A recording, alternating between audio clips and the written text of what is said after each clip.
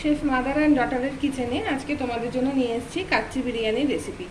এখানে আমার 1 KG chicken আছে। এবার এর মধ্যে আমি দিয়ে দেব 150 মতো টক দই। জল ঝরানো টক দই দিতে হবে। জল শুদ্ধ টক দই দিলে কিন্তু জল কেটে যাওয়ার সম্ভাবনা থাকে। প্রায় 150 মতো টক দই দিয়ে দিচ্ছি। এবার এর মধ্যে দেব পুদিনা পাতা, আমার বাড়ির গাছের পুদিনা পাতা। আমার বাড়ি বেশ সুন্দর একটা বাগান আছে, তোমরা যদি কমেন্ট করো আমি দেখাতে পারি ঘুরে। আর দিলাম ধনে পাতা কুচি। এবার দেব পরিমাণ মতো নুন। মাংসর মধ্যে কিন্তু নুন আর দেওয়া যাবে না, তাই 1 কেজি মাংসর পরিমাণে যেটুকু নুন লাগে সেটুকু নুন কিন্তু এখানে দিয়ে দিতে হবে। একবারে নুন দিলাম। একটু রঙের জন্য দেব কাশ্মীরি লঙ্কার গুঁড়ো।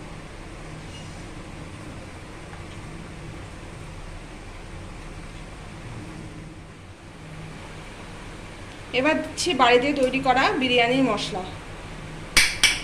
আমি আমার মতো স্টাইলে বিরিয়ানি করছি। এবার এর মধ্যে দেব বেরেস্তার তেল।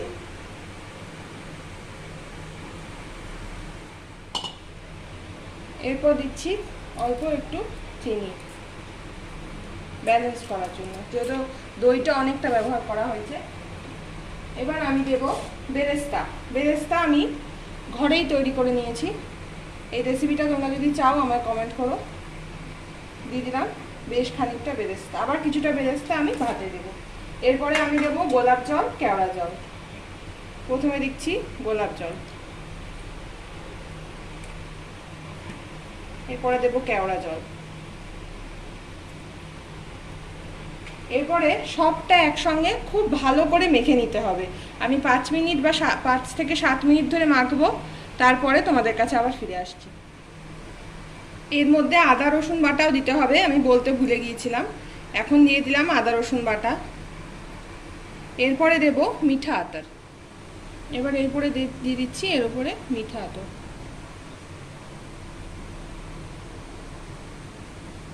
তিন ফোঁটা মতো দিয়েছি। এরপরে এর মধ্যে দিয়ে দেব 3টে কাঁচা লঙ্কা। আমি চিড়ে দিইনি, এমনিই দিয়েছি। এটা যখন ভাপে থাকবে তখন হালকা হালকা সেদ্ধ হয়ে যাবে। পুরোটা একসঙ্গে মাখছি। মেখে 10 মিনিট আমি ঢাকা দিয়ে রেখে দেবো। বেশিক্ষণ রাখার দরকার নেই, 10 মিনিট রেখে দেবো। আমার সুন্দর করে মাখা হয়ে গেছে। এবার 10 মিনিট ঢাকা দিয়ে রেখে দেবো। বিরিয়ানি করার জন্য চালটা আমি 8 ঘন্টা ভিজিয়ে রেখেছিলাম। এবার আমি এটা দিয়ে ভাত করে নেব। তোমাদের ভাত করার সময় আবার দেখাচ্ছি। বিরিয়ানির জন্য এবার ভাতটা করে নেব। চালটার জল আমি ঝরিয়ে নিয়েছি। জলটা কিছুটা পরিমাণ ফুটে অল্প একটু বয়েল হয়েছে। এবার আমি এর মধ্যে দিয়ে দিচ্ছি নুন। বেশ খানিকটা নুন দিতে হবে। নুন একটু বেশি দিলে অসুবিধা নেই, কারণ যখন ভাতটা তোলা হবে জল থেকে নুনটা কিন্তু থাকবে না, আর নুনটা জলটা তাড়াতাড়ি ফুটতেও সাহায্য করে। এবার এর মধ্যে দিয়ে দেব দারচিনি,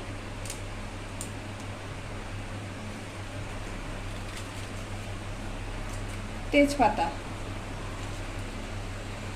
জয়িত্রী,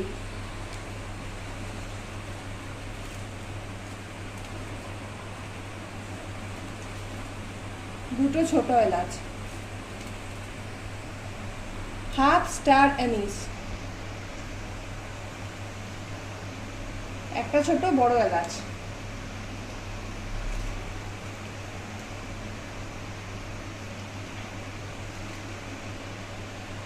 এইবার যখন জলটা পুরো ফুটে যাবে তারপরে আমি চালটা দেব। এই অবস্থায় কিন্তু দেব না, এই অবস্থায় আমি ঢাকা দিয়ে দিচ্ছি।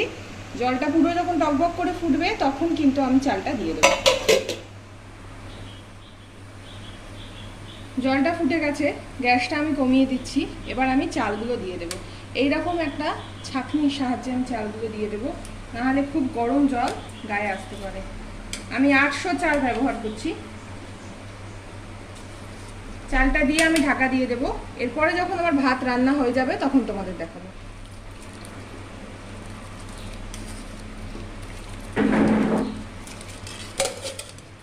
আমার ভাতটা যতক্ষণে হচ্ছে, বিরিয়ানির হাঁড়ির মধ্যে মাংসটাকে সেট করে দিতে হবে, কারণ গরম গরম ভাত তুলে কিন্তু মাংসের উপর দিতে হবে, বেশি ওয়েট করা যাবে না।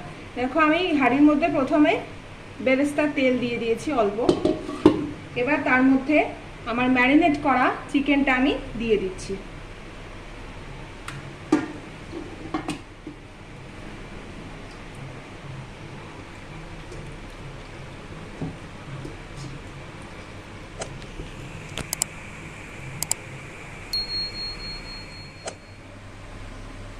আমার ভাতটা ফুটে গেছে, দেখো চালটা বেশ বড় বড় হয়েছে। আমি দেখাচ্ছি, চালটা কিন্তু এখনো বেশ শক্ত আছে।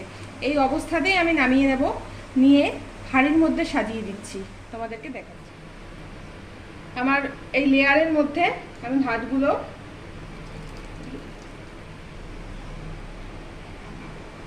এইভাবে ছেঁকে ছেঁকে দিয়ে দেবো।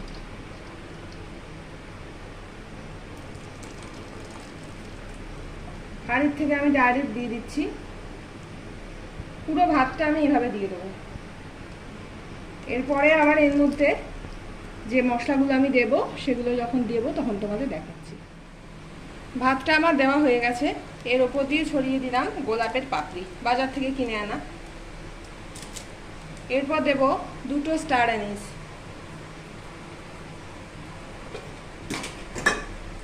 এরপর দিয়ে দেব গোলাপ জল,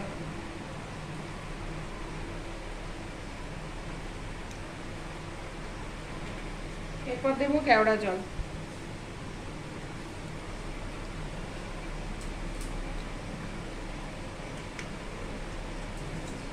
এরপরে দেব দুধে ভিজিয়ে রাখা জাফরান,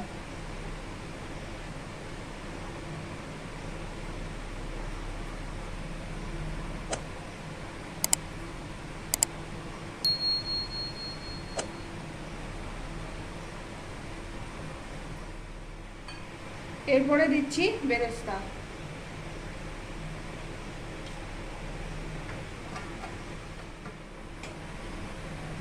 এরপরে দিচ্ছি ধনেপাতা। ধনেপাতা আর পুদিনা পাতার ব্যবহার কাচ্চি বিরিয়ানিতে খুব বেশি হয়। এরপরে দেব আমার গাছের পুদিনা,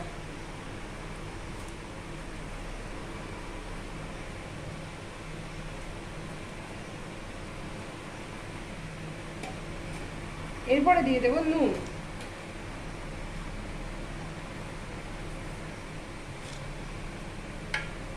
ভাতে যে নুনটা দিয়েছিলাম সেটা কিন্তু যখন ছেঁকে দিয়েছি তখন আর নেই। এরপরে দিয়ে দেব মিঠা আতর,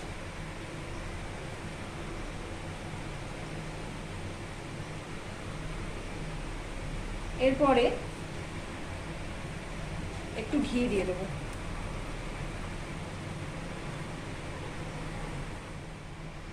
1 চামচ মতন ঘি দিয়েছি। এবার এই বেরেস্তার তেলটা দিয়ে দেবো।